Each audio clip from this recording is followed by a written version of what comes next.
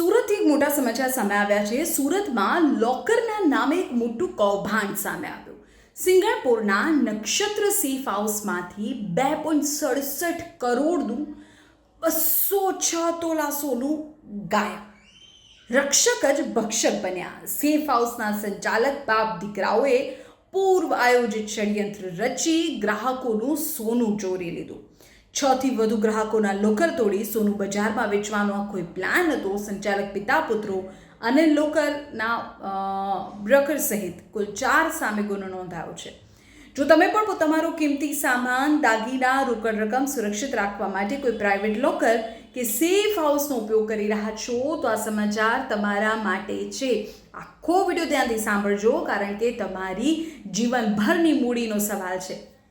સુરતના સિંગણપુર વિસ્તારમાંથી એક અત્યંત ચોંકાવનારો કિસ્સો સામે આવ્યો, જ્યાં ખુદ લોકર સંચાલકોએ જ ગ્રાહકોના કરોડો રૂપિયાના સોનાની ઉચાપત કરી લીધી. સુરતના સિંગણપુર ખાતે આવેલા નક્ષત્ર સેફ હાઉસમાં કરોડોના સોનાની ચોરીનો ભાંડો ફૂટ્યો છે. આ સમગ્ર મામલો ત્યારે પ્રકાશમાં આવ્યો જ્યારે વર્ષ 2020થી લોકર ધરાવતા એક ગ્રાહકે પોતાનું લોકર ખોલ્યું. મે મહિના સુધી જે લોકરમાં સોનું સુરક્ષિત હતું તે 2 મહિના પછી ખોલતા જ અંદરથી 63 તોલા સોનાના દાગીના ગાયબ હતા. જ્યારે પીડિત ગ્રાહકે સેફ હાઉસના સીસીટીવી ચેક કરવાની માંગણી કરી તો સંચાલકો ઉશ્કેરાઈ ગયા. શંકા જતા મામલો પોલીસ સ્ટેશન પહોંચ્યો. જ્યારે પોલીસે તપાસ કરી ત્યારે તો હોશ ઉડી જાય તેવો ખુલાસો થયો. પોલીસ તપાસમાં સામે આવ્યું કે સેફ હાઉસના સંચાલક મહેશ દેઓરા તેના 2 પુત્રો હર્ષ અને હરિકૃષ્ણ સાથે મળીને આ આખું ષડયંત્ર કર્યું. તેમણે મણિલાલ નામના લોકર બ્રોકરની મદદથી ગ્રાહકોના લોકર જે બ્રેક કરતા હોય એવા લોકર બ્રેકરની મદદથી ગ્રાહકોના લોકર તોડાવ્યા.